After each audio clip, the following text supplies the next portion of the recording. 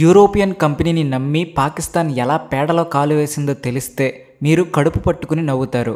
బాంబులతో కాదు, తెలివితేటలతో మన ఇండియా కొట్టిన దెబ్బ గురించి మీరు ఖచ్చితంగా తెలుసుకోవాలి. ఇది మన డిఫెన్స్కి సంబంధించిన ఇన్ఫర్మేషన్ అయినప్పటికీ కూడా ఇది జరిగి చాలా కాలమైంది.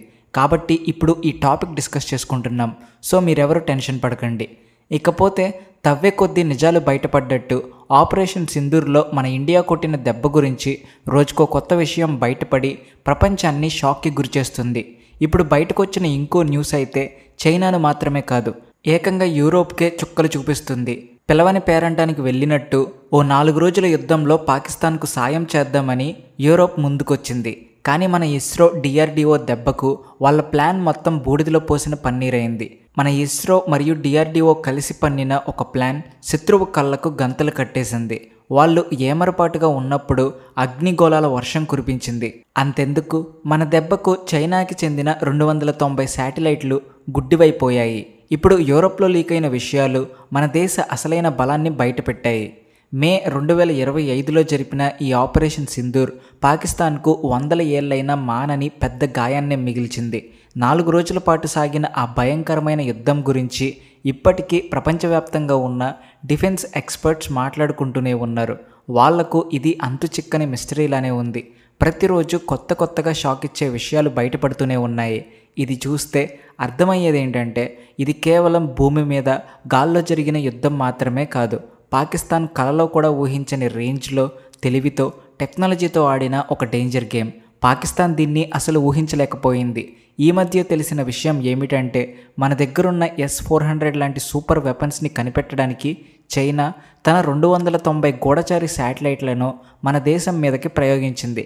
కానీ మన సీక్రెట్ ప్రాజెక్ట్ నేత్ర ఒకే దెబ్బతో 290 శాటిలైట్లను నాశనం చేసి చైనాను ఏమీ చెయ్యలేని దిక్కుతోచని స్థితిలో పడేసింది. కానీ ఇప్పుడు బయటపడిన విషయాలు అంతకన్నా పెద్ద సెన్సేషన్. పాకిస్తాన్ కేవలం చైనాను మాత్రమే నమ్ముకోలేదట. ఒక పెద్ద హైటెక్ యూరోపియన్ శాటిలైట్ కంపెనీకి మిలియన్ల డాలర్లు ముట్టజెప్పి ఒక కాంట్రాక్ట్ కూడా ఇచ్చిందని తేలింది. వాళ్ళ పని ఒక్కటే, మన ఇండియన్ ఎయిర్ ఫోర్స్కి చెందిన ప్రతి ఎయిర్ బేస్ను, ప్రతి యుద్ధ విమానాన్ని 24 గంటలు కంటికి రెప్పలా కాపలా కాయడం. ఈ పవర్ఫుల్ యూరోపియన్ శాటిలైట్లు ప్రతిదాన్ని లైవ్లో చూసి మనల్ని దెబ్బ కొట్టగలవని పాకిస్తాన్ కలలు కంది. కానీ వాళ్ళు ఒక విషయం మర్చిపోయారు. ఇది 2025 నాటి కొత్త ఇండియా అని, శత్రువు వేసే ప్రతి అడుగు కన్నా 2 అడుగులు ముందే ఆలోచిస్తుందని వాళ్ళు ఊహించలేకపోయారు. మన ఇండియన్ ఎయిర్ ఫోర్స్, మనందరం గర్వపడే ఇస్రో, డిఆర్డిఓ కలిసి పన్నిన ఒక వలలో పాకీలు పడ్డారు. అదొక్కటే కాదు, పాకిస్తాన్ ప్లాన్లను చిత్తు చేసి పెద్ద దేశాలకు కూడా నిద్ర పట్టకుండా చేసే ఒక స్పేస్ వార్ను ప్రపంచానికి మన దేశం లైవ్లో చూపించింది. దీని గురించి ఫుల్ డీటెయిల్స్ ఈ వీడియోలో మాట్లాడుకుందాం. అంతకంటే ముందు మీరు మా ఛానల్ సబ్స్క్రైబ్ చేసుకోకపోతే వెంటనే సబ్స్క్రైబ్ చేసుకోండి. కామెంట్ సెక్షన్లో జై హింద్ అని రాయడం మాత్రం మర్చిపోకండి. 290 శాటిలైట్లు పెట్టుకుని కూడా చైనా మన ప్రాజెక్ట్ నేత్ర ముందు ఏమీ చెయ్యలేక చేతులెత్తేసిందని పాకిస్తాన్కు కూడా అర్థమైంది. అందుకనే ఆ దేశం కొత్తగా ఇంకా డేంజరస్ ప్లాన్ వేసింది. పాకిస్తాన్ ఎయిర్ ఫోర్స్ జర్మనీలోని బెర్లిన్లో ఉన్న ఒక చాలా అడ్వాన్స్డ్ కమర్షియల్ శాటిలైట్ ఇమేజింగ్ కంపెనీని కాంటాక్ట్ అయింది. ఈ కంపెనీలు ప్రపంచంలో ఏ మూల నుండైనా సరే హై క్వాలిటీ ఫోటోలను, లైవ్ వీడియోను పంపగలవు. పాకిస్తాన్ వాళ్లకు భారీగా డబ్బులు ముట్టజెప్పి ఒకే ఒక పని మీద వాళ్ళను పెట్టుకుంది. అదే ఇండియాలోని చాలా ముఖ్యమైన ఎయిర్ బేస్లను గమనిస్తూ ఉండడం. వాళ్ళ హిట్ లిస్ట్లో జమ్మూ కాశ్మీర్లోని శ్రీనగర్, అవంతిపోరా, ఉధంపూర్ ఎయిర్ బేస్లు, పంజాబ్లోని ఆడంపూర్, పఠాన్కోట్, బటిండా, హర్యానాలోని సిర్సా, రాజస్థాన్లోని సూరత్గఢ్, గుజరాత్లోని భుజ్, నలియా లాంటి ఇంపార్టెంట్ ప్రదేశాలు ఉన్నాయి. పాకిస్తాన్ ప్లాన్ చాలా క్లియర్గా ఉంది. ఈ యూరోపియన్ శాటిలైట్ల ద్వారా మన ఇండియన్ ఎయిర్ ఫోర్స్ ప్రతి మూమెంట్ను, ప్రతి ఆపరేషన్ను గమనించాలని అనుకుంది. మన ఎయిర్ డిఫెన్స్ సిస్టమ్స్ ఎలా పనిచేస్తున్నాయో తెలుసుకోవాలని చూసింది. ఏ స్క్వాడ్రన్లు ఎక్కడ ఉన్నాయి, ఏ విమానాలు దాడికి రెడీ అవుతున్నాయి అని తెలుసుకోవాలనుకుంది. అలా తెలిస్తే వాళ్ళు టైంకి మన మీద ఎదురుదాడి చేయొచ్చు, లేదంటే మన దాడికి ముందే వాళ్ళ బేస్లను కాపాడుకోవచ్చు.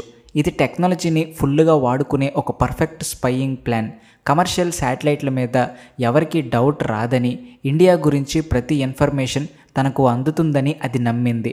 విజ్ లాంటి చైనా స్మార్ట్ శాటిలైట్ కంపెనీలు అప్పటికే మన S-400 సిస్టమ్ కోసం వెతుకుతూ ఉన్నాయి. ఇప్పుడు ఈ యూరోపియన్ పవర్ను కూడా కలుపుకుని పాకిస్తాన్ గాల్లోంచి ఇండియాను చుట్టుముట్టడానికి ఒక పక్క ప్లాన్ వేసింది. ఇండియన్ ఎయిర్ ఫోర్స్ ఇప్పుడు తన గుప్పెట్లో ఉందని, తనకు కావాల్సినప్పుడు ఎలాగైనా సరే ఇండియన్ టార్గెట్ల మీద కరెక్ట్గా దాడులు చేసి ఇండియాను మోకాళ్ళ మీద కూర్చోబెట్టగలనని పూర్తిగా నమ్మింది. కానీ ఇస్లామాబాద్లో ఉన్న వాళ్ళ బాస్లకు మన గురించి తెలియదు. వాళ్ళ తొక్కలో ప్లాన్కు విరుగుడు ముందు అప్పటికే ఢిల్లీలో రెడీ అవుతుంది. పాకిస్తాన్ వాళ్ళని ఇరికించడానికి ఒక పద్మవ్యూహం రెడీ చేసింది. పాకిస్తాన్ యూరోప్ మధ్య నడుస్తున్న ఈ కుట్ర ఇండియా కనిపెట్టేసింది. బెర్లిన్కు కంపెనీ శాటిలైట్లు మన గగనతలం మీద తమ పొజిషన్లు మార్చుకున్న క్షణమే న్యూఢిల్లీలో అలారం గంటలు మోగాయి. మన స్పేస్ ఏజెన్సీలు, ముఖ్యంగా ఇస్రో, డిఆర్డిఓ ఆకాశంలో ఉన్న ప్రతి దాన్ని 24 గంటలు గమనిస్తూనే ఉంటాయి. మన దేశీయ స్పై శాటిలైట్ల నెట్వర్క్ అయిన RISAT, కార్టోశాట్ లాంటివి ఎంత స్ట్రాంగ్గా ఉన్నాయంటే ఏ శత్రువు శాటిలైట్ కూడా మన పర్మిషన్ లేకుండా ఇటువైపు తొంగి చూడలేదు. పాకిస్తాన్ యూరోపియన్ శాటిలైట్లను వాడుతుందని తెలియగానే సిచ్యువేషన్ సీరియస్ అయింది. ఇండియా వెంటనే తన కౌంటర్ స్పైయింగ్ టీమ్స్ని రంగంలోకి దింపింది. ఇక్కడే అసలైన మైండ్ గేమ్ మొదలైంది. దీన్నే డిసెప్షన్ థియరీ అంటారు. అంటే చేపకు ఎరవేసినట్టు. శత్రువు ఏం చూడాలనుకుంటున్నాడో అదే చూపించాలి, కానీ చూపించేది మాత్రం అస్సలు నిజం కాకూడదు అని ఇండియా నిర్ణయించుకుంది. దీనికోసం చాలా లేయర్లతో ఒక ప్లాన్ రెడీ చేశారు. మొదటిది ఇంకా చాలా డేంజరస్ స్టెప్ ఏంటంటే ఫేక్ మూమెంట్స్ సృష్టించడం. సింపుల్గా చెప్పాలంటే ఇండియన్ ఎయిర్ ఫోర్స్ ఉన్నట్టుండి ఆపరేషన్ల పరంగా అంత ముఖ్యం కానీ కొన్ని ఎయిర్ బేస్లను చాలా యాక్టివ్గా ఉన్నట్టు చూపించింది. దూరం నుంచి చూస్తే నిజమైన ఫైటర్ జెట్స్లా కనిపించే పాత రిటైర్డ్ అయిన మిగ్ విమానాలను, డమ్మీలను అక్కడ పెట్టారు.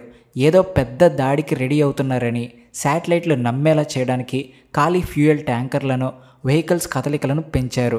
ఆ ఎయిర్ బేస్లు పూర్తిగా పనిచేస్తున్నాయని శత్రువు నమ్మేలా చేయడానికి ఫేక్ రాడార్ సిగ్నల్స్ను కూడా సృష్టించారు. దాని ఫలితంగా గొర్రె కసాయివాన్నే నమ్మినట్టు పాకిస్తాన్ ఆ యూరోపియన్ శాటిలైట్ కంపెనీ మొత్తం ఫోకస్ ఈ ఫేక్ బేస్ల మీద పడింది. వాళ్ళు తమ టైం, ఎనర్జీ, మనీ అంతా కూడా ఈ ఫేక్ టార్గెట్లను ఫోటోలు తీయడానికి, ఎనలైజ్ చేయడానికి వేస్ట్ చేశారు.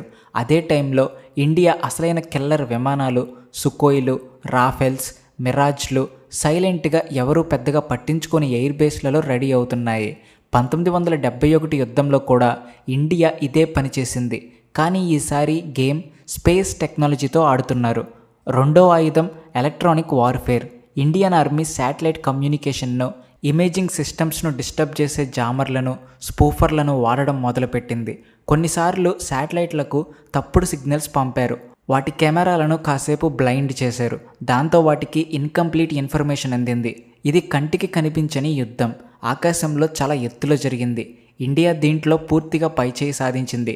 ఈ అద్భుతమైన ప్లాన్ క్లైమాక్స్ మే 10, 2025 వచ్చింది. గత 3 రోజులుగా పాకిస్తాన్, దాని శాటిలైట్ కంపెనీ పూర్తిగా కన్ఫ్యూజన్లో ఉన్నాయి. ఇండియా ఫేక్ ఎయిర్ బేస్ల దగ్గర జరుగుతున్న ఫేక్ మూమెంట్స్ను వాళ్ళు రియల్ మూమెంట్స్ అని తప్పుగా అర్థం చేసుకొని వాళ్ళ ఎదురుదాడికి ప్లాన్ చేసుకున్నారు. India main fighter jets Punjab, Jammu కాశ్మీర్లోని బేస్ల దగ్గర ఉన్నాయని, ఎందుకంటే అక్కడ ఎక్కువ మూమెంట్స్ కనిపిస్తుందని వాళ్ళు బలంగా నమ్మారు. ఈ అపోహతో వాళ్ళు ఈ ఫేక్ బేస్లను టార్గెట్ చేస్తూ 300 నుంచి 400 డ్రోన్లను, మిసైల్స్లను ప్రయోగించారు. కానీ ఇక్కడే ఇండియా రెండో డిఫెన్స్ వాల్ యాక్టివేట్ అయింది. అదే మన మల్టీలేయర్ ఎయిర్ డిఫెన్స్ నెట్వర్క్. ఈ డ్రోన్లు, మిసైల్స్ మన భూభాగంలోకి రాగానే S-400, Barack 8 Akash missile systems వాటిని గాల్లోనే టార్గెట్ చేసి నాశనం చేశాయి. పాకిస్తాన్ క్షిపణులలో చాలా వరకు వాటి టార్గెట్లకు మైళ్ళ దూరంలోనే మంటల్లో కాలిపోయాయి. ఎందుకంటే ఆ దాడులు ఇండియా స్వయంగా వాళ్ళకిచ్చిన ఫేక్ ఇన్ఫర్మేషన్ మీద ఆధారపడి ఉన్నాయి. గోరు చుట్టు మీద రోకలిపోటులా ఈ ఫెయిల్ అయిన ప్రయత్నం తర్వాత ఏం జరిగిందో పాకిస్తాన్ చూస్తుండగానే ఇండియన్ ఎయిర్ ఫోర్స్ తన ఫైనల్ పవర్ఫుల్ దాడిని మొదలుపెట్టింది. మన అసలైన వేటగాళ్ళు, మన యుద్ధ విమానాలు శత్రువు సైలెంట్గా పనికిరానివి అనుకున్న ఎయిర్ బేస్ల నుంచి ఒక్కసారిగా బయలుదేరాయి. ఒకే రాత్రిలో 11 ముఖ్యమైన పాకిస్తానీ ఎయిర్ బేస్లను ఒకేసారి టార్గెట్ చేశారు. ఆ దాడి ఎంత కరెక్ట్గా, ఎంత భయంకరంగా ఉందంటే పాకిస్తాన్ కోలుకోవడానికి కూడా పెద్ద అవకాశం దొరకలేదు. ఆ తర్వాత మ్యాక్సర్ టెక్నాలజీస్, కావా స్పేస్ లాంటి అంతర్జాతీయ స్పేస్ టెక్నాలజీ కంపెనీలు శాటిలైట్ ఫోటోలను రిలీజ్ చేసినప్పుడు ఆ దాడి గురించి ప్రపంచానికి తెలిసింది. పాకిస్తాన్ రహీం యార్ ఖాన్ ఎయిర్ బేస్ రన్వే మీద 19 అడుగుల లోతైన గొయ్యి పడింది. ముషాఫ్ ఎయిర్ బేస్ దగ్గర 15 అడుగుల గొయ్యి పడింది. యుద్ధ విమానాలను దాచిపెట్టే బోలారి, జకోబాబాద్లోని పెద్ద హ్యాంగర్లు పూర్తిగా కూలిపోయాయి. నూర్ ఖాన్ ఎయిర్ బేస్ దగ్గర ఉన్న 7000 చదరపు అడుగుల పెద్ద ఆపరేషన్ కాంప్లెక్స్ శిథిలాల కుప్పగా మారిపోయింది. ఇండియా కేవలం పాకిస్తాన్ ఎయిర్ బేస్లను నాశనం చేయడమే కాదు, పాక్ దేని గురించి అయితే గర్వపడిందో ఆ నిఘా వ్యవస్థను కూడా నాశనం చేసింది.